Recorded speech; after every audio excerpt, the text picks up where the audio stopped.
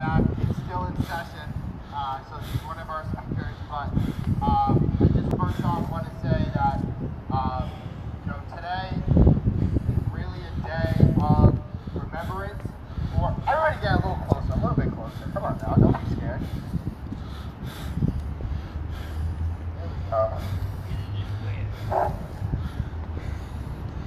Today is a day of remembrance of George Floyd as he was murdered by the state, by the police officer named David Chauvin. And I just want to be clear that justice is black people not dying at the hands of the police, okay? Justice looks like ending state-sanctioned violence, ending systemic problems that cause inequalities in housing, education, and most importantly, policing. And we must look to reinvest into those areas that need it the most, instead of pouring more funds into policing and less funds into our necessary services.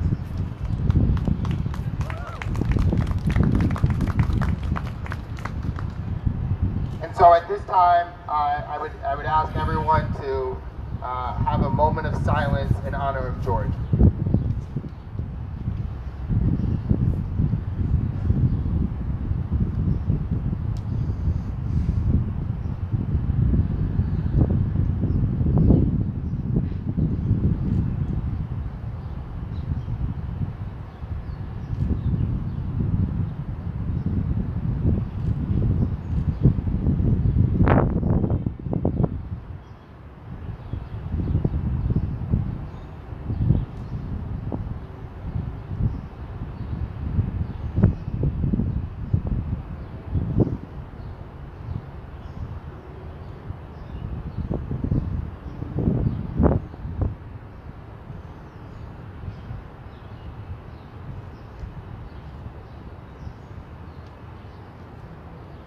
Thank you. All right, well, today we're here to not only honor George Floyd, but most importantly, we seek accountability in this state, all right? Now there's this thing, I don't know if you all heard of it, but there's this thing called Leobor. Raise your hand if you guys are familiar with Leobor. Oh, this is a very educated crowd here. You gotta go, that's what we know. That's right. Now for those who don't know, Leobor also stands for the Law Enforcement Bill of Rights. The Law Enforcement Bill of Rights is an extra set of protections to law enforcement that allows them to get special privileges, just like if they were to murder a black person in the street. Now, most of you know that there were a testimony in which 75 to 100 people came out and testified against Leobor. Can we give that a round of applause, please?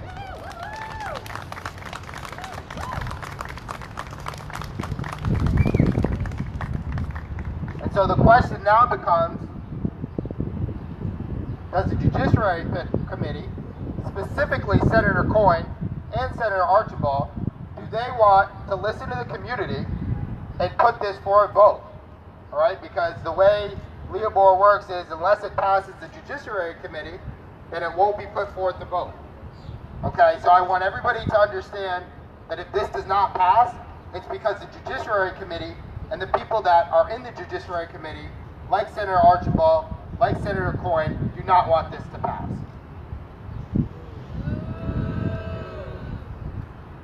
All right, so we must mobilize, we must listen to each other, we must build together. All right, I see a lot of folks. I see Corey Jones in the crowd. Can we give it up for Corey Jones? Corey Jones is our former executive director. He is now the policy advisor in this building for equity, justice, and opportunity. And he is one of the people that I'm going to mention now that are fighting for our communities. Can we give another round of applause to Corey?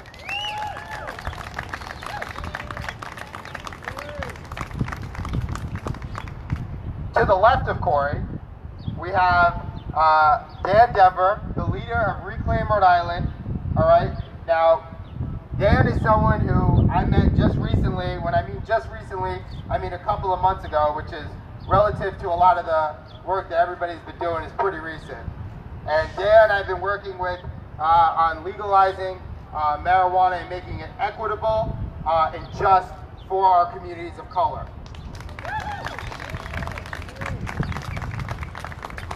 And that means being able to expunge all the records of people in prison due to marijuana charges.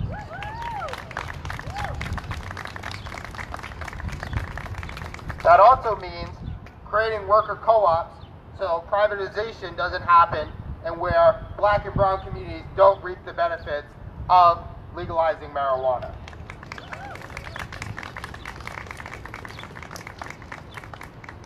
I also want to acknowledge our first ever and co-founder, executive director, Joyce Wise.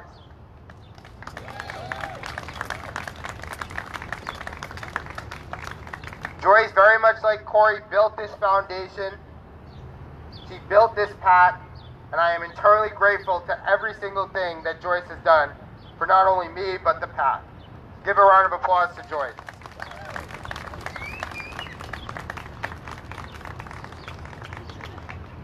We also have the MVP, our senior advisor, Corinne. Can we give it up for Corinne? Corinne comes from a long family of activists in the community. Her family members were a part of the Black Panther Party, and anything that you need in the community, go to Corinne or go to any of us, and we can steer you in the right direction. So I just want to acknowledge a couple of people that have been doing amazing work on the PAC.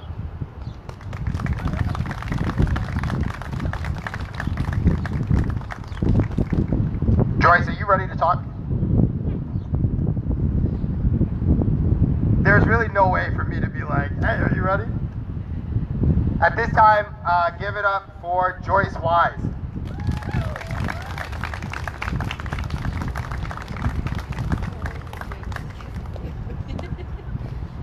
Just click this button and speak into this. Okay. All right? Yeah. There you go.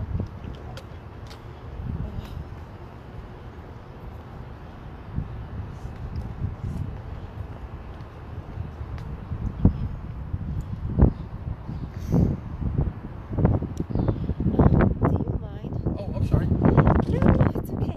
Oh, wait. Can I prompt my phone up there? Can you what? Can I prompt my phone? You want me to hold it for you? Or Yeah. Thank you. Thank you. Now you just turn this so I can get you. Okay. That works. We're gonna Did you see figure it? out. Yeah. Perfect. Thank you. All right. Can you guys hear me? Just speak into this. Mhm. Hold down. Just speak into that. Just speak into that. Can you hear me? Hello? Hello?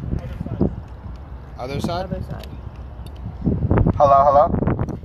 Thank you, Steve. Thank you. Okay. Thank you guys for having me. Thank you, Harrison, for having me here. Thank you guys for coming out. It's a pleasure and an honor to be here and to speak to you guys. Move the mic up. Just move Is it any better now? Am I good? Okay.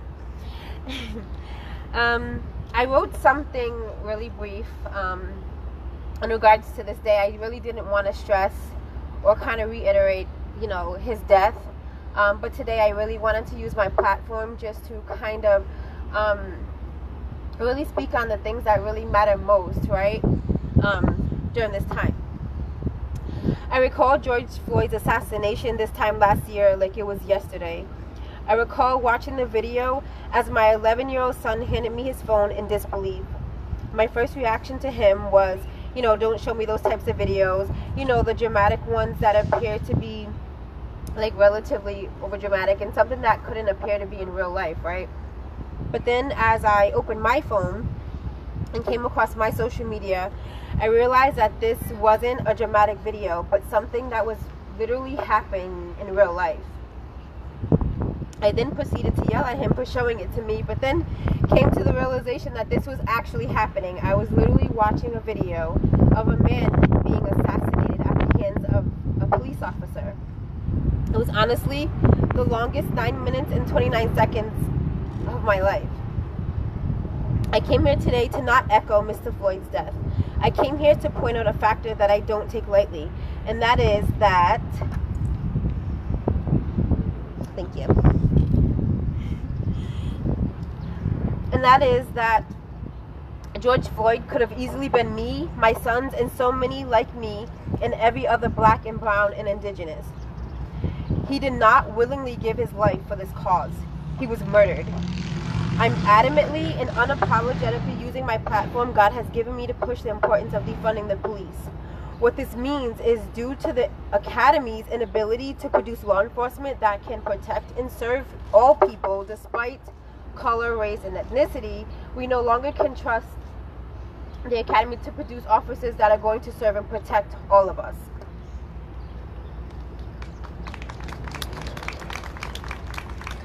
Due to this, our communities no longer need them, and they no longer serve a purpose in our communities. I believe this may perhaps stem from a lack of many components that, quite frankly, I can't really justify, so I won't.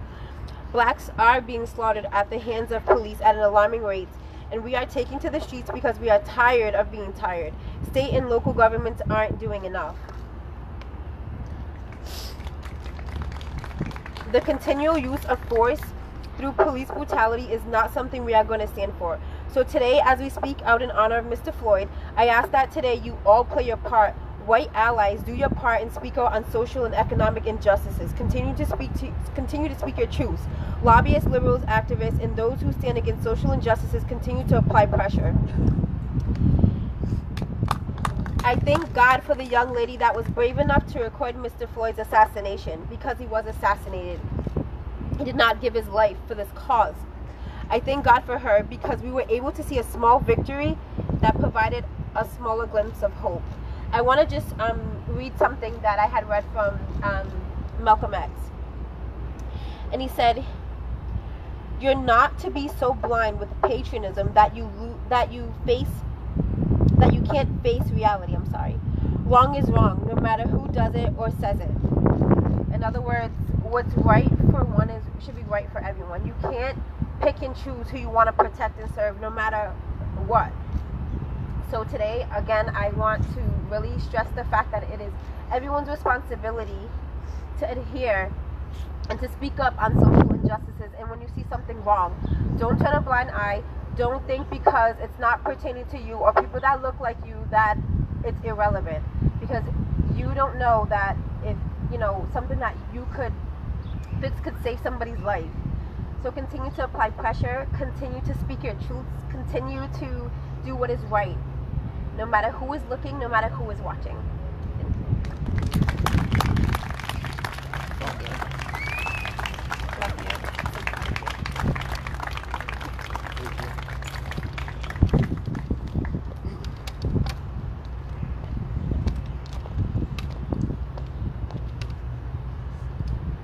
Thank you. Thank you, Joyce. Everybody give it up for a round of applause for Joyce again.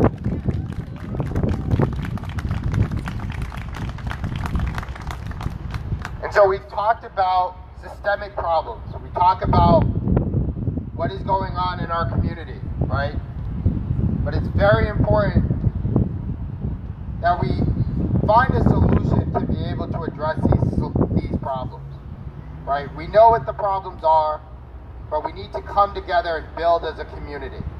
We need to come together and create change for ourselves. And the only way that we're going to create change for ourselves is if we are actively testifying, if we're going out door knocking for officials. Right now there is multiple wards that are open in the city council right now, right? And you may ask, okay, well, so what does the city council really do? The city council can deal with a lot of things. Number one, it can deal with the housing problem that we have, okay? out of this global pandemic, we know that black and brown communities have been affected disproportionately by COVID. And then we look at the vaccine distribution, and we also see that the vaccine distribution is also disproportionately sided to one side opposed to the other. And that's why the last couple of weeks, and really last month, we focused on being able to vaccine as many people from our BIPOC community as possible. Okay? So some of you may have heard about it. It was a mass vaccination weekend where anybody could come in and be able to get vaccinated. And that's incredibly important because the work that we're doing in terms of fighting against police brutality, fighting against systemic problems, is saving lives. But also getting vaccines into people's arms is also saving lives. All right? And so one of the main contributors to that effort is Dr. Munoz, who is also running for governor, and I definitely suggest checking him out. So Dr. Munoz, if you could come up and speak, that would be amazing.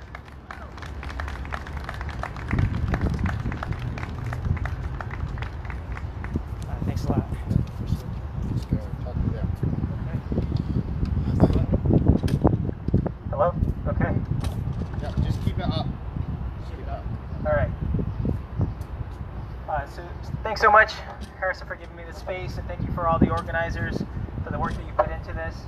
I didn't plan on speaking today. Harrison just said if I wanted to share a few minutes, and I'm grateful for that. It's been a year, and I guess what I'll say, and what I'll start by saying is, indifference is not going to pave a path to justice. And the fact is that indifference is pretty pervasive in all of the institutions, whether it's policing or the building right behind us. Over the past 12 months, we've seen that the word progress has become this beautiful thing that everybody wants to latch onto, but yet we don't really see everyone taking action around what that progress might mean. What is programmatic change? What is programmatic progress in our policing system? We have an accreditation process here in the state of Rhode Island that audits police departments based on 200 standards and practices. In other words, how should they be behaving? And yet nationally, the accreditation process that most of our police departments don't adhere to has 460 standards and practices that they're audited on. Now, I'm using that word audited intentionally because audited requires that someone go into these places and investigate, that there be public dollars invested in that investigation. And so why are we limiting our investigations into police practices here in the state of Rhode Island? Why are we not calling for really an answer to the question, is racial justice a practice? Is racial justice a principle that our policing systems even think about, let alone implement practices around? Now that may be a technical discussion, but we have to start talking about what programmatic change is, because someone convinced us at some point in time that justice is reactive.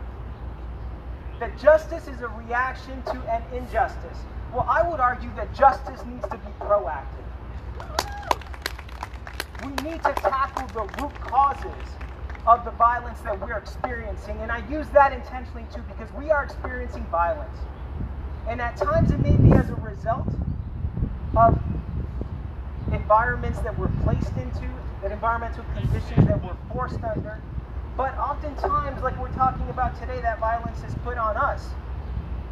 The barriers and the boundaries that we're not supposed to cross are forced on us. And the moment we intend to cross them, the moment we push against them, our efforts are undermined. Whether it's a person with a baton or a politician with a policy. I don't want to take up too much more space today, but I just want to call everyone here to actually take that word progress and to find meaning in it. And my hope is that that meaning will have action and that you'll take it.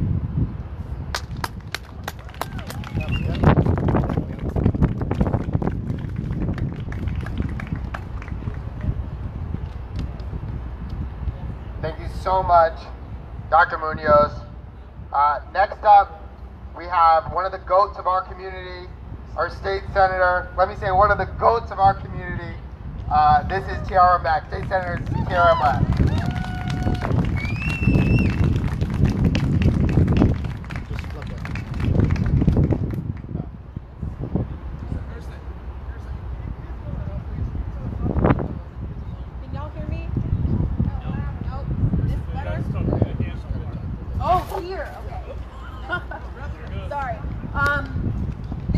This has been an interesting day to think about it being a year after the tragic murder of George Floyd. And not only that, this past year and more has been marked by more Black death at the hands of state violence, systemic violence, and routine violence against Black, brown, and low-income communities. And it was hard today to hear that entire focus shifted onto one tragic incident and not the generations and decades of injustices that have led to situations like George Floyd. Earlier, Dr. Munoz talked about the violence that we experience, not just here in our city, but on a systemic level. The violence of families that are forced to work low-wage jobs, multiple low-wage jobs in order to provide housing and food for their young people. The violence of lack of quality schools in our community. The violence of not having access to critical health care. The violence of a system that does not believe that every single person in our community is deserving of respect, no matter their identity, their race, or their religion. That is the violence that we still have not yet talked about at the statewide level. There have been a lot of shows of solidarity for Black lives. There's been very little progress to tangibly change the ways in which Black and brown and low-income people experience real and tangible change in the precipice of a national and global conversation about how we reckon with racism, not only in our policies, but in the practices of those policies. Earlier today, there was an article in the Boston Globe that said Black leaders discuss progress we've made in the past year. And a lot of those were symbolic, and a lot of those are really great feel-good moments, but they don't tangibly get at the root of what we are fighting for systemically in our communities. Since the events of last summer in marches where this area here had tens of thousands of people, we've elected more Black leaders, we've elected more leaders of color, yet we still have policymakers and gateholders who will not pass the legislation that Black, brown, and indigenous and low-income communities are fighting for at our state house. This year we've seen an influx of quote-unquote progressive legislation, but we've seen an influx of legislation produced by directly impacted people of color in our state who finally have a voice and a position to implement legislation to have meaningful impact on their communities. And we can't allow this moment to pass us.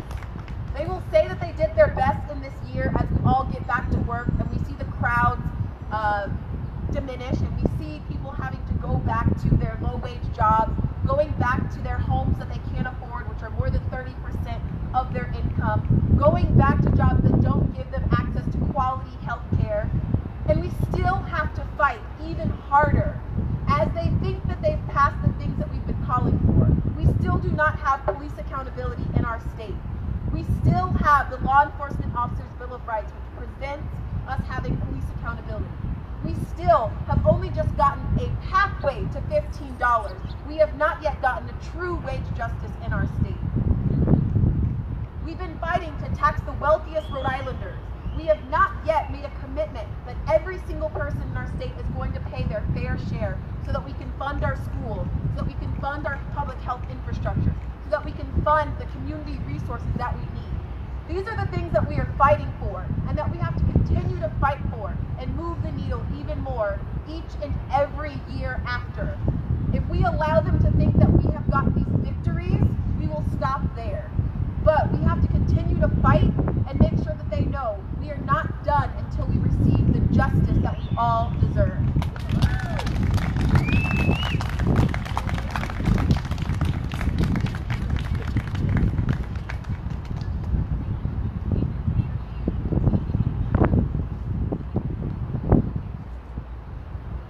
so much. That was really powerful. That was really powerful. That just goes to show you that elected leaders in our community are here to help, and it's our job to not only elect them, but support them when they're in office. So everybody give it up for Senator Tiara Mack.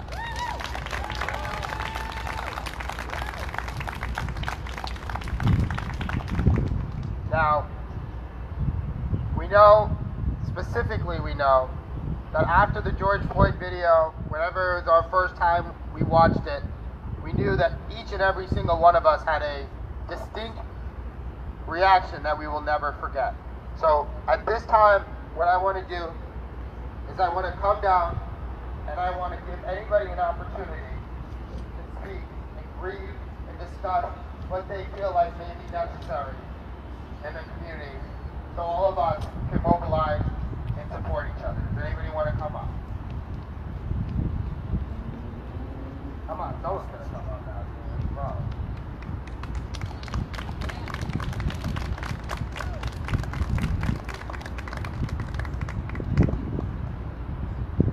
How's everybody doing? Good, good. Wow. Like I say, after a year, I don't lost my words. Today was a rough day for me. I want to thank Harrison. My little brother, that man right there, brother. So, your eyes open. Your head is packed. Black Lives Matter? Black Lives Matter? Black Lives Matter? Black Lives Matter? Black Lives Matter? Black Lives Matter? Black Lives Matter? Black Lives Matter? Black Lives Matter?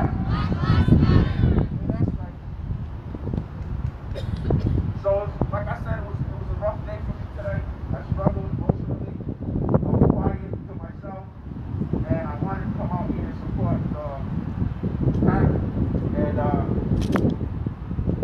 show my support. And like you were saying, and like the Senator was saying, even though the crowds are dwindling, the passion is still there. And it's going to take extraordinary leadership. It's going to take people like everyone out here, ordinary people, doing extraordinary things, like Lewis, like Deer, from Deer, like the PAC, like Senator Mack. That's what Black Lives Matter is, ladies and gentlemen. It was a bunch of ordinary people around the country who were fed up and who did extraordinary things to make a change. This day has sparked a revolution over the last year that will change Rhode Island forever. It will never be the same. And I'm fighting every day of my life, the fight of my life, not just for myself and not for my family, but for the country, for the whole world. This is the fight of my life, right? As a black man, I have a target on my back. I'm a marked man, right? And I understand that there's so many other issues, right? Trans lives matter. Trans lives matter. Gay lives matter. Gay lives matter. Everybody matters. But until Black lives matter, all lives can't matter. Because for 400 years, we've been the fight back. 400 years, we have been the low rung on the ladder, on the totem pole. But I have hope. I'm positive things have changed. Things are changing. We're making a stride towards equality and justice. But I want you to know that it doesn't get any easier. You have to be willing to lay down your life for what you believe is right. You have to be willing to out yourself, out your family, risk your life, risk your fortunes, risk your reputation, and everything. You have to risk being fired, getting demoted, getting kicked off the board, losing that scholarship. You have to be willing to risk everything. You have to be willing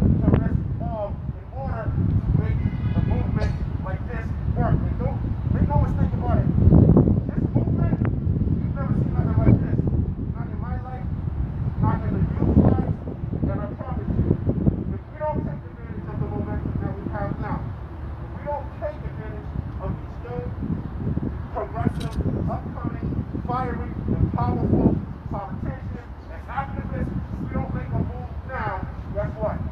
We will have to repeat history all over again. Because power does not like giving it peace. It does not like sharing it. It does not like relinquishing it. The only way that power is going to be distributed equally is when it's this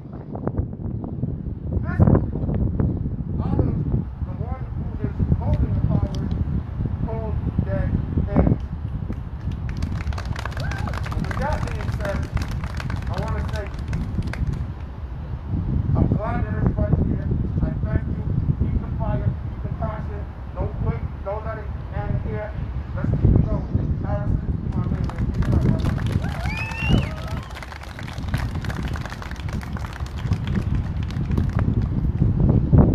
You know, a couple of times, admittedly, I pressed the wrong button. I was somewhere in the siren. I needed something like 3K to start off. So really wanted to see this smooth right here. But I really want to acknowledge some people that have been incredibly important during this movement, during the past year. You know, it goes without saying that, you know, without the power of media, without the power of stories being told the way it happened, then we wouldn't know our history, right? And so, oftentimes history has been distorted, been whitewashed, and then has used against us for things that we justly deserve. Whether that's indigenous people's lands being taken, and us being told that it was a disagreement between two sides and not settler colonialism, whether it's Israel who's committing acts of genocide right now, and us being told that it is just two sides fighting and that they are on equal playing field. No, there's a genocide going on right now in Palestine. And the Palestinian people own that land, that is their land, and they have every single right to fight for that. Free Palestine. Yeah, free Palestine chant. Free Palestine! Free Palestine! Free Palestine! Free Palestine! Free Palestine! And I mentioned Palestine because oftentimes systems of oppression, governments, you're either on the side of the oppressor or you're on the side of the oppressed. And there is no in between. So our struggle here in America is the struggle of the Palestinians.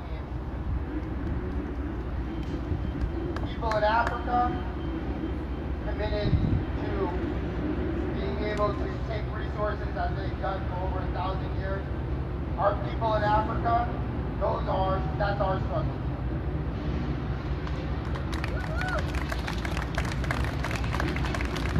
For all of us, and every single group that is oppressed must come together and fight against the oppressor. Until that happens, you won't see the necessary change that we did. That was something.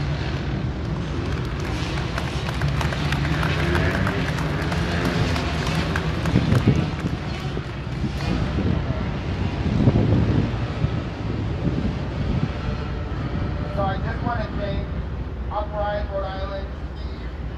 Steve has done an amazing job since the start.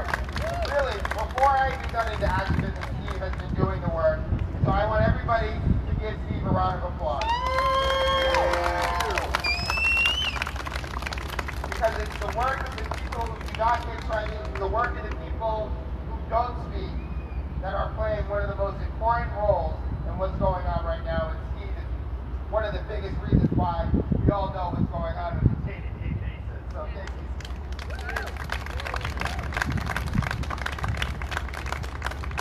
And so in closing, I want to say that it's going to take the effort of people like Steve. It's going to take the effort of Black Lives Matter, RI PAC. It's going to take the effort of Dan. It's going to take the effort of Reclaim Rhode Island. It's going to take the effort of PSL. It's going to take the effort of Prop PSA. All of these groups play an integral part. And if you haven't joined these groups, I suggest that you come up and join. And one other shout out, he's hiding all the way in the background. No, I'm looking at you, Enrique. Okay? If I were to give a shout out want to talk about Enrique. Enrique is our political director for the PAC, as well as co-chairs on Prod BSA and Reclaim Rhode Island. Can we give props to Enrique? Now, the amount of work that Enrique does, I'm not sure that he's going to last too long because he's going to burn out. But, you know, everybody should know that what Enrique is doing, as well as Miguel, who's his brother, who's right there in the gray, are doing amazing work. All right, and so if anybody else wants to come up and speak, you're more than welcome. But I really want to thank everyone for coming out here today and enjoying a kind of a nice day, but also remembering and addressing systemic problems yet again. Because without the continuous reminder, we won't make change. So thank you very much, everyone. Thank y'all.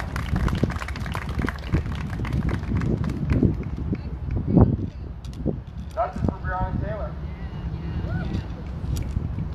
Dante Wright, Mickey and Brian. Adam Toledo.